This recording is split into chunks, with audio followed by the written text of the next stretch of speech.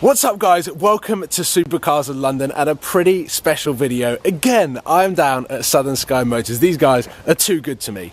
They have got a stunning 63 plate Ferrari F12 Berlinetta right here, right behind me, ready to go for a drive. Grant picked it up yesterday and it is now here for sale. I'm going to run through some of the spec on this car and we're going to take it for a quick drive. I am so excited about driving Ferrari's top of the range non-limited V12 because obviously they've got the TDF and they've got the LaFerrari, but they are limited cars. This is an incredible V12. I've seen many in London. This is one of the best examples that I've seen. It's got the really nice wheels, black with cream interior. Let's check it out. Let's talk about what the hell I'm doing right here, just about to drive a Ferrari F12.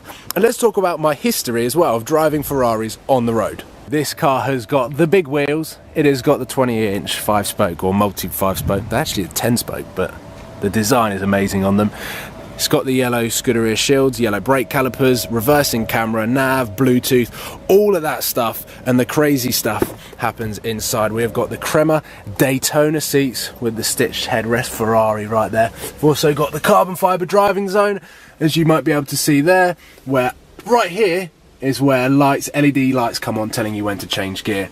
And all through this car it is just in perfect condition. It is a 2013 63 plate. It has done 4,800 miles, so less than 5,000 miles, and is up for sale for £225,000. Can't believe that I'm going to get to drive this car right now. And it just so happens that I turned 25 a couple of days ago and then they got this beast in, and luckily I'm allowed to drive it. So down here so far I've driven an AMG GTS, which is a super sports car, a bit of a GT car. Drove the Aston Martin Virage, which is definitely a luxury GT car. Now, all of a sudden, I'm about to jump behind the wheel of 700 brake horsepower plus the ultimate pinnacle supercar GT, just a out and out supercar. I'm kind of gobsmacked that I've been given this opportunity to drive that car. Let's quickly touch upon the other car that I've driven on public roads that is a Ferrari. Yes, it was the Prindeville LaFerrari, and I know that that's going to sort of cause a lot of questions as to how the hell I got insured on that LaFerrari. The LaFerrari had special car insurance that basically allowed anyone that Prindeville let drive it or gave permission to drive it. It's very confusing, but it is definitely a special insurance policy, whereas the majority of them won't let anyone under 25 drive them. So lucky I am 25 now and I'm just about to jump in this F12. Let's grab the key and go for a drive.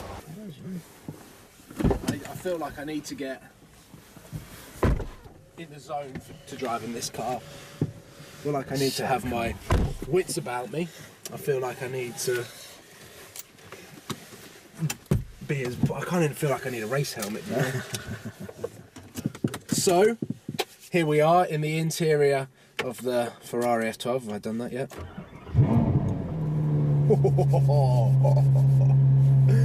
And we are going to put it in wet mode, I think, to begin with, because it is about 4 degrees outside. Even though the sun has been shining, we are out near Horsham in West Sussex, meaning that some of the roads are, or haven't been hit by sun, or if they have, the ice probably hasn't cleared. Where's the park? Here? It's automatic. So unlike the Aston Martin and the Mercedes, this car does not lurch forward when you put it in first gear. And so yeah, we've got a range of 32 miles to begin with, because Grant took it home last night. No, you didn't take it home, you collected it last night. You collected it last night, meaning we're going to have to go and stop for fuel, so we're going to have to fill up this massive V12 engine. So we'll cruise there in wet mode. I'll get myself accustomed to the positioning, the driving position, and just the overall... Please don't spin the wheels. And to begin with, so this car starts in auto. I didn't think that it would start in auto, but I don't need to press the paddles. I'm in 5th gear already. 6th gear now. This is cool. This is really cool. I wish I could have Sam's point of view glasses right about now, because this car looks awesome from where I'm sitting. Maybe I should invest. So we're going to take it easy. I've already lost 1 mile of fuel. We're going to take it easy to the fuel station, fill it up, and and then we're going to take it out for a quick blast, do the Southern Sky Motors test drive route like we have been doing on the AMG GTS and the Aston Martin. I suppose compare them because they're all GT cars in their own right. They've all got those sorts of personality traits of a GT car, all very comfortable, all suited for covering long motorway miles, but they've also got that split personality, again in their own different right, of becoming pretty antisocial, pretty fun.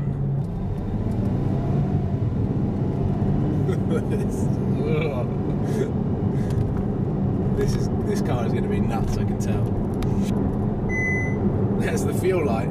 The fuel light comes on a lot later than like the Lambo comes on at like 95 miles of fuel range, because I think they probably think that Lamborghini drivers are not as intelligent, so they need reminding every time they start the car. You got 95 miles. You got 94 now, 93, and it counts you down basically until you've got 0 miles. But I normally fill it up when I've got about 95 miles left in the range. Whereas this, we've got down to 30 miles, and now it tells us that we need fuel. The thing with the Ferrari is, and I suppose all modern Ferraris, they're engineered to be completely silent when you're wanting to cruise. Right now, all I can hear is road noise. The Ferrari 458, again, is completely silent. The FF, silent. Even the LaFerrari, their flagship, limited halo car that replaced the Enzo, completely silent on startup. And if you keep it below 3,500 RPM, it will continue being silent. And I think that's what Ferrari really want to achieve, is that they can be used every day and not be annoying. But as soon as you go over 3,500, 4,000 RPM, the valves open and this V12 wails. And I have heard them at full throttle in London, and they sound incredible. I'm going to click into sport, see what that does. Still in auto. These pedals are huge on this car. Come all the way around. You can't miss them in the corner.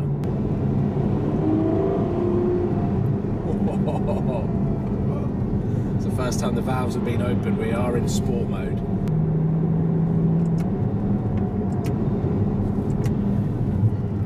Follow these girls. See, I manually went down those gears, and not once did it go above the rev range for the butterfly valves to open. It's just...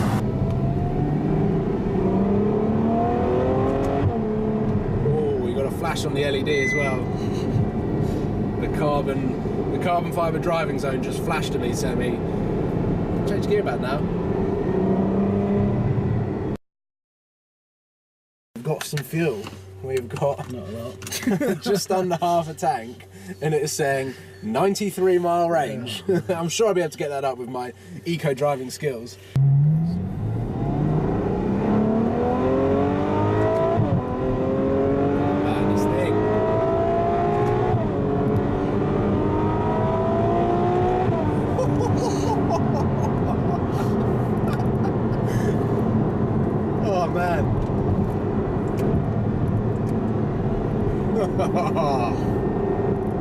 Yeah, this car is nuts. I'm so like, I'm just so careful on the throttle because I have to be, but this car can get you in trouble. I'll tell you that. Not so much traction, but just the speed of it. I think we hit 70 pretty quickly there, and didn't go much. I think we went to 73, but yeah, it's quick. The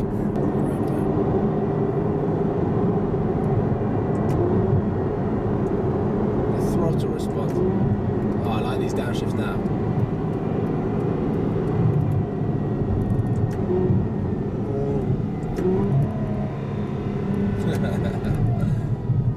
And because it's double clutch, don't really have to worry about gear changes that much.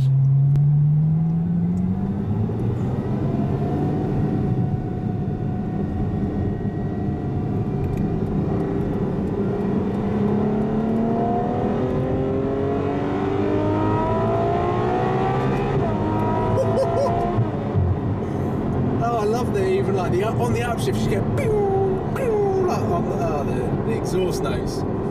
Perfect.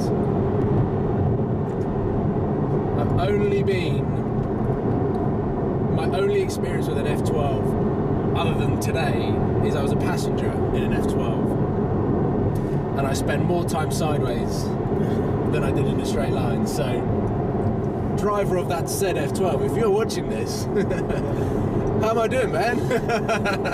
Well, I'm by no means testing the handling, testing the sort of, or even putting it on the limit. I'm literally just tentatively squeezing the throttle just to get the exhaust, get that power coming. And I'm already in love with it. Completely different to the AMG, completely different to the Aston Martin. Aston Martin and Ferrari, both V12s, but the torque delivery is just completely different in both cars. The AMG is a turbocharged bi-turbo, but do you really feel the turbos? Probably not. And after driving that with Southern Sky Motors, like, I have sort of got a soft spot for this, the AMG GTS. But you can buy 2 AMG GTSs for the price of this, and like, you're just thinking, wow, price difference, but you pay for the brand, you pay for the heritage, you pay for the whole package that you get from Ferrari. And I'd love to spend more time in this car, even on a track. But, oh man, such a cool car. You can cruise, you can do all of the stuff the Aston Martin does, and then when you want to, you can just...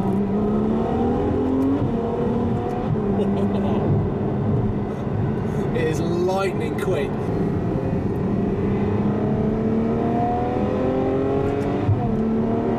Oh, now the engine's warm. You get the old upshift blitz.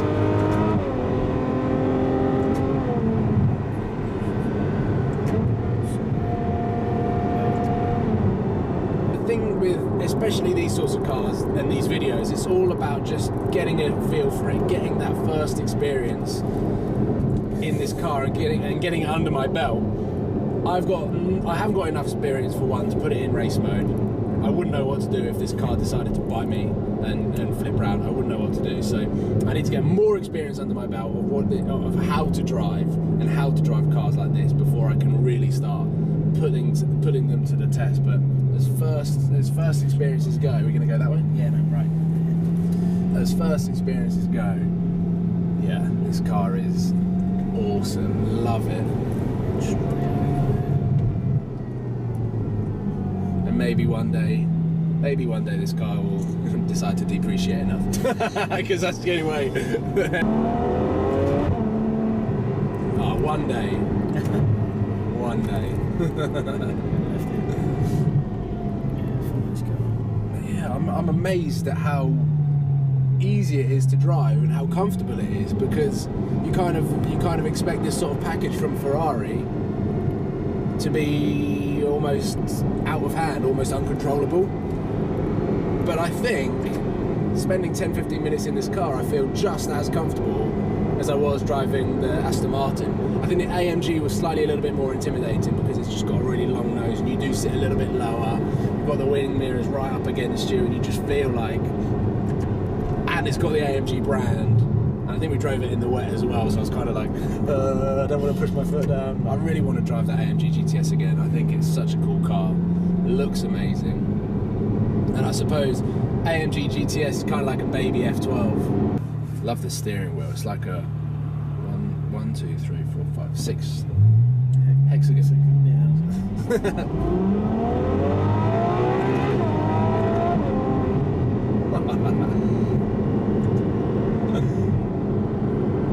It's about as sensible as you can be in an F12 without it trying to bite your head off, I think.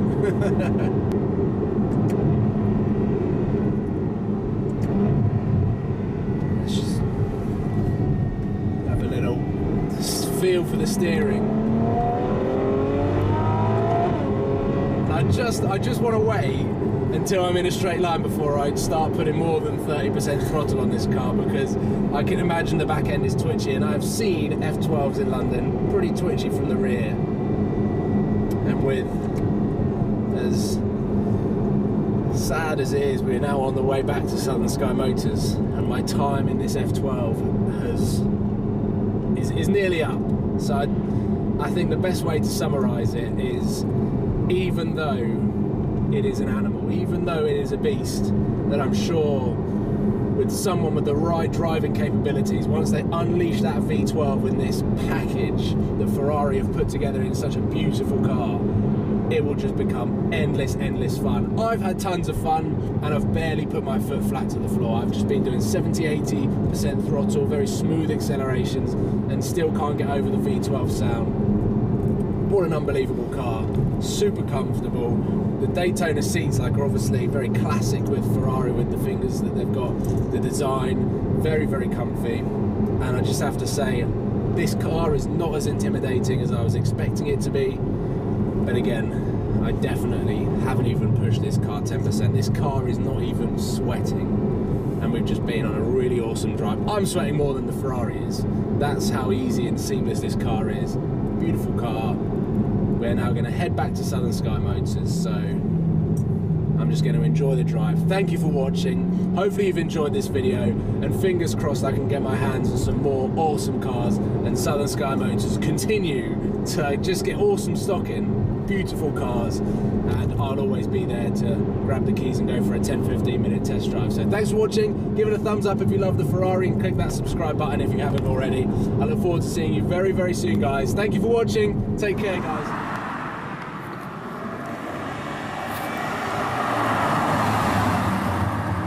Please do not buy a Range Rover for the Euro trip.